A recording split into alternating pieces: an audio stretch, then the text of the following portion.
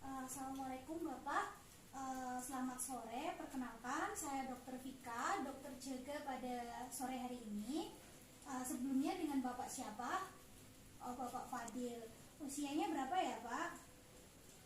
Usianya 37 tahun. Ya, mohon maaf Bapak, untuk alamatnya di mana? Oke, alamatnya dari Jatibarang ya Pak. Kemudian mohon maaf Pak, tujuan Bapak datang ke sini kenapa ya? Itu ya Pak, ingin periksa kelamin ya Pak, karena kalau kencing sering sakit gitu ya. Baik Bapak, ini saya akan melakukan pemeriksaan urogenital dan rectal toucher. Nah, pada pemeriksaan ini saya membutuhkan bantuan dari Bapak untuk membuka sebagian bajunya saja yang diperlukan, dan mungkin terdapat sedikit ketidaknyamanan ya Pak selama melakukan pemeriksaan. Apakah Bapak bersedia? Baik, jika Bapak bersedia, Bapak bisa menunggu di bed ya Pak. Baik, bismillahirrahmanirrahim. Saya akan melakukan pemeriksaan fisik urogenital pria dan rectal toucher. Nah, di mana di sini saya akan melakukan pemeriksaan ginjal. Nah, untuk pemeriksaan ginjal yang pertama adalah bimanual, di mana ginjal itu terletak di sebelah di bagian retroperitoneal ya. Pada bagian anteriornya dia akan dilindungi oleh organ retroperitoneal, dan pada bagian posteriornya dia akan dilindungi oleh punggung. Kemudian kita pada normalnya pemeriksaan bimanual ini dia itu tidak akan teraba. Selanjutnya kita akan meminta pasien untuk membalikan badan, dan kita akan melakukan pemeriksaan nyeri costovertebra. Ya, silakan membalikan badan ya Pak. Nah, selanjutnya saya akan melakukan pemeriksaan nyeri costovertebra. Apakah ada nyeri Pak? Tidak ada ya. Baik. Baik, bismillahirrahmanirrahim. Mohon maaf ya Bapak, saya akan melakukan pemeriksaan urogenital pria dan rectal toucher.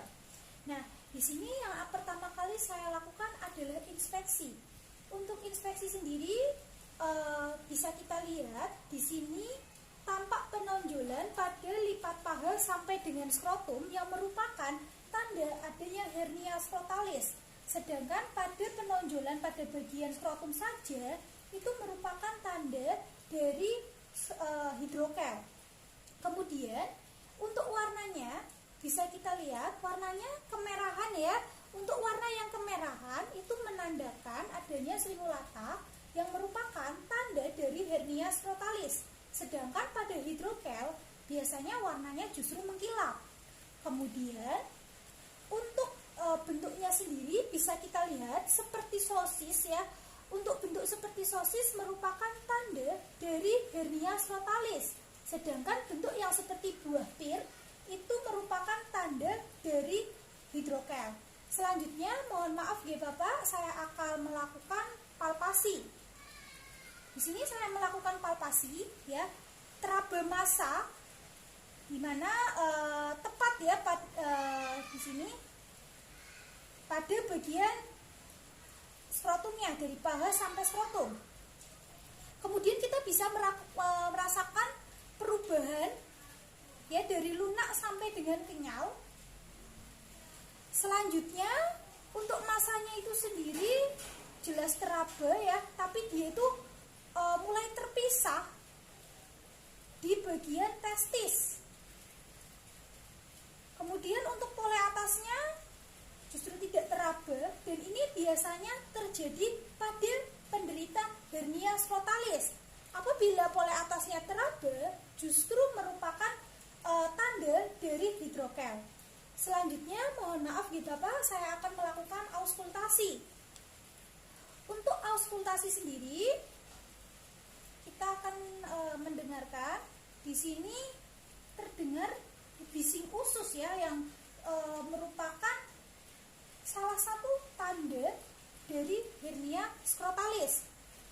Kemudian kita bisa melakukan yaitu pemeriksaan selanjutnya yang dinamakan diaphragmoskopi. Nah, pada diafanoskopi sendiri kita membutuhkan alat bantu berupa pen light di sini, di mana di sini kita lakukan pada kondisi ruangan yang gelap. Ya, di sini hasilnya sendiri negatif, yang merupakan tanda dari hernia skrotalis. Apabila negatif sendiri, itu artinya tidak ada cairan pada bagian ini. Baik, selanjutnya saya akan melakukan pemeriksaan dari rectal touch. Untuk rectal touch itu sendiri, kita meminta pasien untuk menghadap ke kiri dengan posisi sims ya. Kemudian pemeriksa berada di sebelah kanan. Selanjutnya kita meminta pasien untuk mengangkat kakinya sampai kira-kira di bagian dada.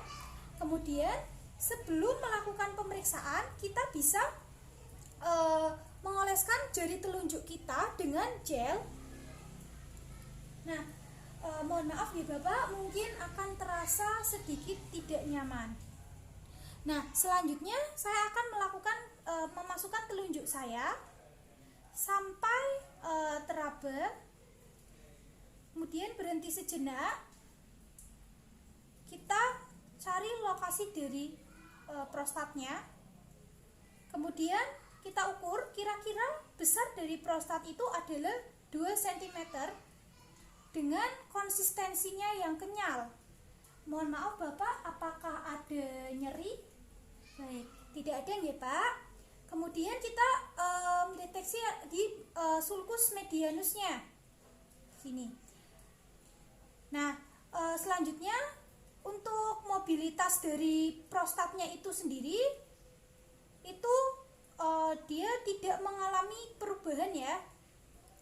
Dan kita juga bisa, saya juga bisa merasakan di sini adanya suatu cengkeraman pada muskulus aninya. Baik Bapak, alhamdulillahirobbil alamin, pemeriksaan pada urogenital pria dan rectal touch-nya telah selesai. Mohon maaf nih Pak apabila terdapat ketidaknyamanan. Alhamdulillahirobbil alamin, pemeriksaan fisik urogenital pria dan rectal touch-nya sudah selesai ya Pak. Saya akan membacakan hasilnya kepada Bapak Fadil dengan usia 37 tahun, dengan keluhannya itu sering rasa nyeri gitu ya Pak ketika buang air kecil. Baik, berdasarkan pemeriksaan tadi ya Pak, saya mencurigai adanya hernia skrotalis dengan tanda yaitu mulai dari inspeksinya tadi saya lihat itu adanya penonjolan mulai dari paha sampai dengan skrotum. Kemudian warnanya juga kemerahan, kemudian bentuknya juga seperti sosis ya Pak.